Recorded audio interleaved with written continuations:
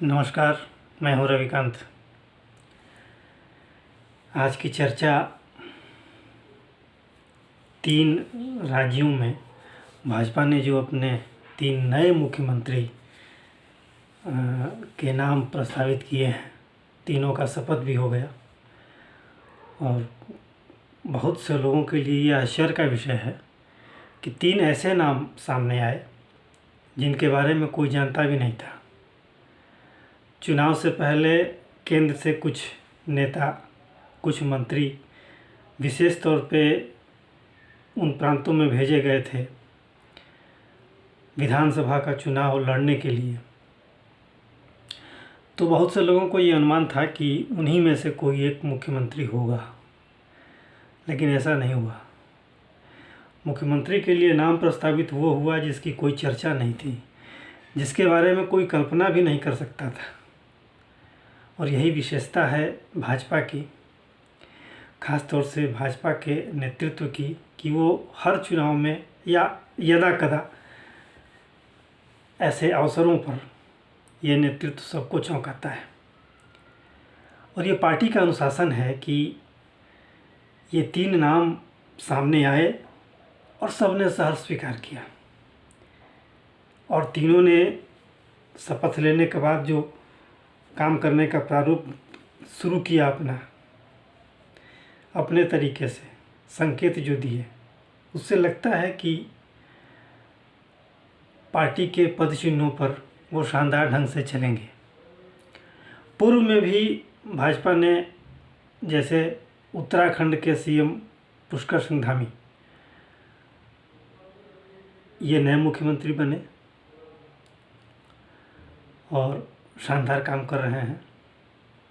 गुजरात में भी जो नेतृत्व परिवर्तन हुआ वो अपने आप में शानदार था, लेकिन उससे ज़्यादा चर्चा इन 3 प्रांतों में हो रही है, मध्य प्रदेश, राजस्थान और छत्तीसगढ़। और तीनों जगहों पर भाजपा ने शानदार विजय पाई है। और जिस तरीके से माने अपेक्षा के बिल्कुल विपरीत जो 3 नए नाम आए हैं वो अकल्पनीय हैं, अद्भुत हैं। लेकिन एक चर्चा की बात है कि क्या वजह है कि वो जो नए मंत्री केंद्र से भेजे गए, जो सांसद केंद्र से भेजे गए विधानसभा चुनाव लड़ाने के लिए, तो ये तो एक संकेत था, कोई समझ नहीं पाया कि ये जो केंद्र से सांसद भेजे गए हैं विधानसभा चुनाव लड़ने के लिए, मुख्यतः इनका रोल ये होगा कि ये जो नई सरकार बनेगी यहाँ, उसे दिशा देंगे, अपना अनुभव बताएंगे और अपने अनुभव का उपयोग वहाँ की राज्य सरकार करेगी, इनके अनुभव का उपयोग। और जो काम करने का तरीका केंद्र की गवर्नमेंट का है, उसी तरीके से वहाँ जो नया शासन वहाँ स्थापित होगा वो करेगा।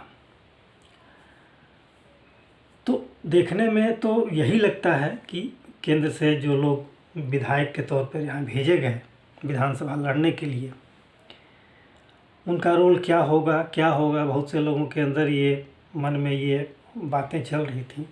लेकिन एक अगर अंदाज़ा आप लगाएं, क्योंकि मुख्यमंत्रियों के मनोनीत होने के साथ साथ विधानसभा अध्यक्षों के भी नाम की घोषणा हो गई, कौन होगा।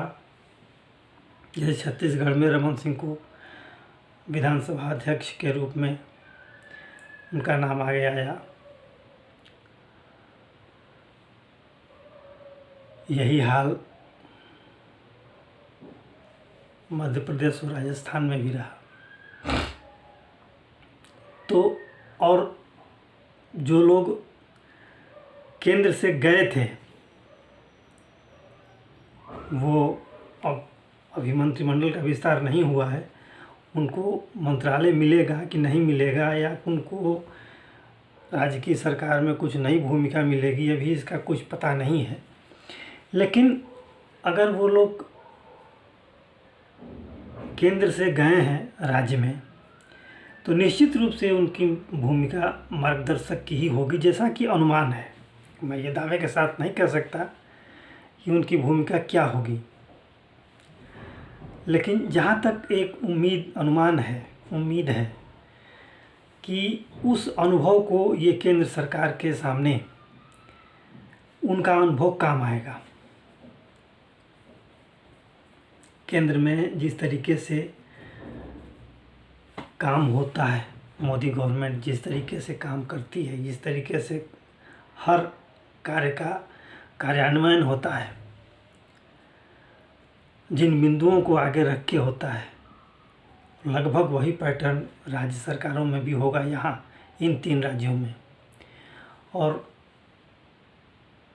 ये अनुमान जो अब तक जो लोग लगा रहे थे, उन सभी अनुमानों के विपरीत नए चीज़ें।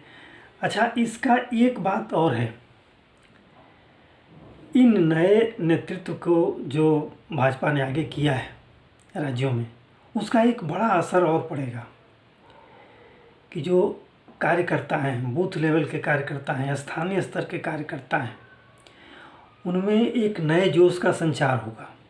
और इससे ये स्पष्ट लगता है कि भाजपा ने लोकसभा चुनाव की तैयारी इन राज्यसभा चुनावों से पहले ही शुरू कर दिया था, और उसको गति मिल गई इन विधानसभा चुनाव के साथ, क्योंकि ये जो 3 नाम आगे आए हैं, उसका एकमात्र उद्देश्य ये भी है, अन्य उद्देश्यों के साथ साथ एक उद्देश्य ये भी है कि इन नए नामों की घोषणा से, क्योंकि ये तीनों नए नाम सामान्य कार्यकर्ता रहे हैं, ये पार्टी के लिए काम करते रहे हैं, संगठन में काम करते रहे हैं, तो उसका असर सामान्य कार्यकर्ता पर पड़ेगा, बूथ स्तर के कार्यकर्ता पर पड़ेगा। और इसे ध्यान में रख करके ही इनका नाम आगे किया गया होगा, जहाँ तक कि अनुमान है। उसका असर यही होगा कि कार्यकर्ताओं में उत्साह का संचार होगा, और ये कार्यकर्ता 2024 के लोकसभा चुनाव के लिए आज से ही बड़े जोशो खरोश के साथ, नए उत्साह के साथ, नए उमंग के साथ जुट जाएंगे, इस उम्मीद के साथ कि हाँ, यहाँ के स्थानीय कार्यकर्ताओं का भी, लोकल स्तर के कार्यकर्ताओं का भी बहुत सम्मान है, बहुत मान है, बहुत इज्जत है और उनकी प्रतिष्ठा है। और ये है भी, साबित भी हुआ। मोटा मोटी यही कहा जा सकता है कि अगर ये कार्यकर्ता,